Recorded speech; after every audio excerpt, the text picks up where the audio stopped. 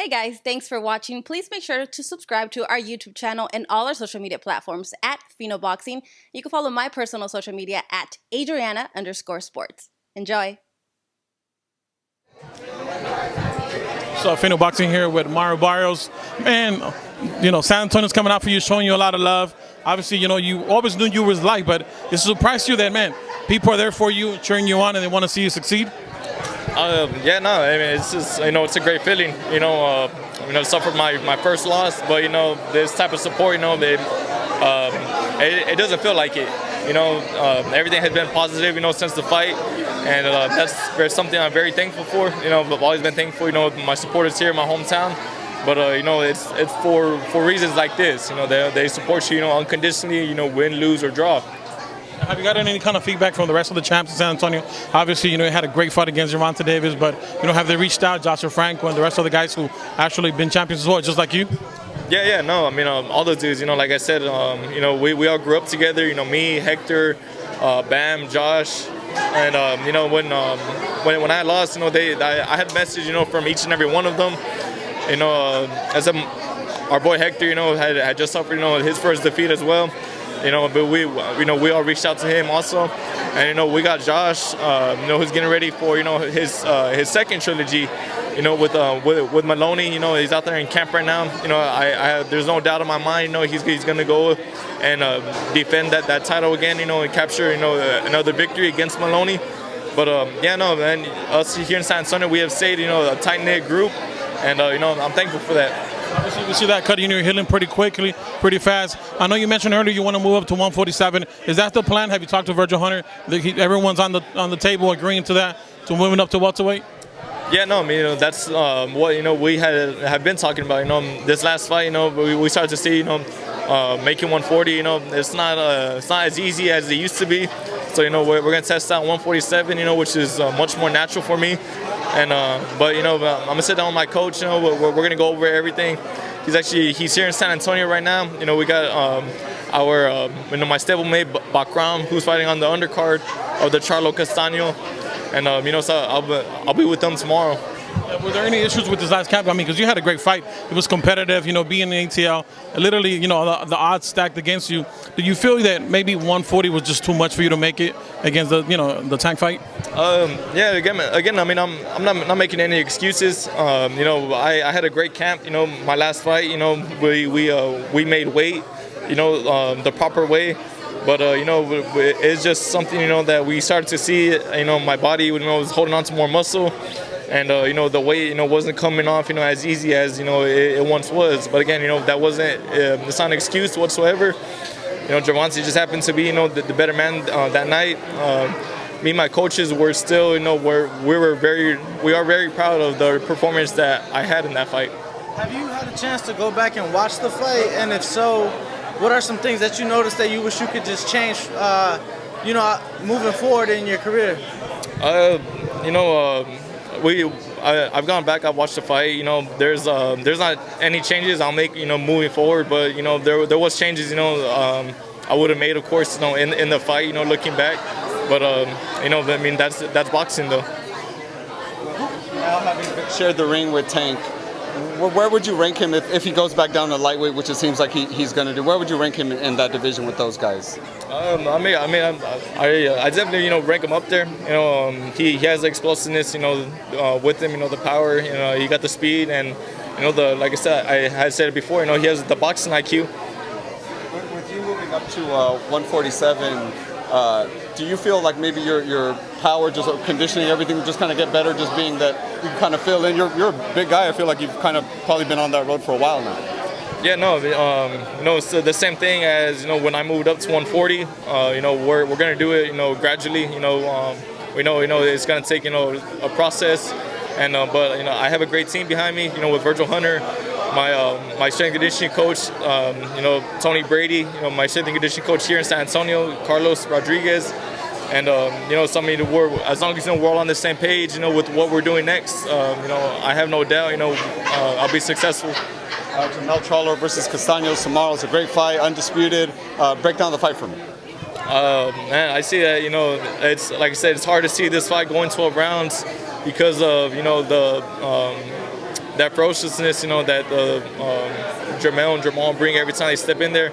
And, Castaño as well, he has that come forward style, who's, he's going to stay busy. He's going to stay throwing. So I see it being a very action-packed fight. In the fight, Steve Farhood had you even, I believe, going into the 11th round. Being that, judges had it like that, similar, close like that, does that give you confidence kind of that you were like in the fight, you're kind of watching it again? Do you feel like, man, I was right there, maybe 2 more rounds and I could have edged up the decision? Oh, yeah, for sure. I mean, there's no doubt in my mind, that I was definitely in that fight, which is why I had that motivation, to continue on getting up and continue on fighting, even though, I was getting hurt. I mean, it's part of the sport, I know if the ref didn't stop it, when he did, which I still don't see why, but I feel, if the fight would have continued, then, who knows, it was stopped when it was. I definitely could have continued, which is why I got up, from that body shot. Yeah.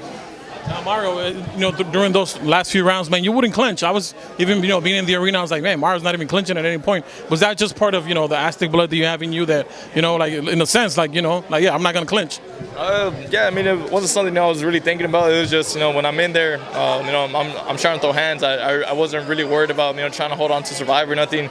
Even, when I was hurt, I knew, I'm still dangerous. So, I think it's just, my first instinct, is just to, fight back, instead of clinch. Now, at that moment when the ref decided to, to waive the fight, were you upset? Did you tell him anything? What went through your mind at that point? No, I didn't tell him anything. Again, like I said, the ref, they make their calls in there, based on what's going on. And, for whatever reason, he felt that was necessary, which, I don't agree with. But again, it doesn't matter, what I say. The ref calls it off. There's only turning that around. Now, I was gonna say, having now stepped in there with Tank, who would you? I don't want to say but who do you think he should step in there with next, or who do you think could maybe challenge him? In or around 35, 40. What do you think would be a good fight for him next? Any one of the champions, who's at 135. There's plenty of opportunity for him. That's Tank's business. Well, obviously, one of your thoughts, you have a great boxing mind, you have a great boxing coach as well.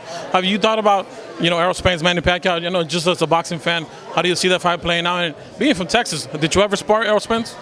No, I never sparred Spence. He's always been, a lot heavier than me, a lot bigger than me when I was growing up. But, man, that's another fight I wasn't too excited about once it got announced. I've been a big fan of Pacquiao, and his career, for a very long time. And, of course, man, me and Spence, Spence is my dude. And, I just don't want to see, Pacquiao go out, getting hurt, a legend like that.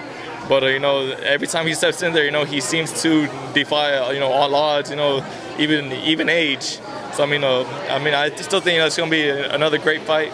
But, hopefully both of them, come out healthy, come out good. Obviously, I would imagine down the path, you want to face, be unified champion in 147 or be perhaps undisputed. Who would you rank right now the best welterweights? You have Spence, Crawford, Ugas, Pacquiao. It's a stacked division. And obviously now with you moving up, it makes it even a bigger weight class. Right now, who do you think is the top dog?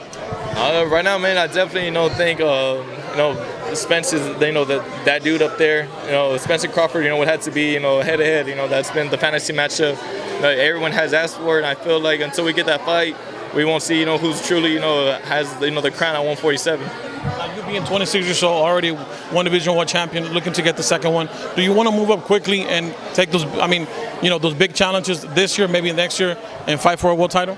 Yeah, no, and if it was up to me, I'd fight with them. I'd fight, for those opportunities, within 1 to 2 fights. But, I know it's going to take a little longer than that. But, like I said, I'm willing to fight, anybody. There's no fight that I have said no to. And, that's the same energy, I'm carrying up to, to 147. Some names brought up, maybe the likes of Virgil Ortiz or even Mikey Garcia, who we've seen, fight on the PBC banner recently. What do you make of fights like that? Not champions, but, still top 10 in the division. What do you think of fights like that to welcome you, to make your debut at welterweight? Yeah, no. I mean, those are huge fights to be made. And I have no doubt, that those are the names, that we're gonna get, but it's only a matter of time. But like I said, I mean, I'm willing to fight anybody. Lastly, Mario, sorry for me. Lastly, obviously you have like 100 tattoos for what it seems like, man. How many tattoos have you gotten since you fought Tank? Because I think it might have been a couple. No, I've actually only gotten one since the Tank fight.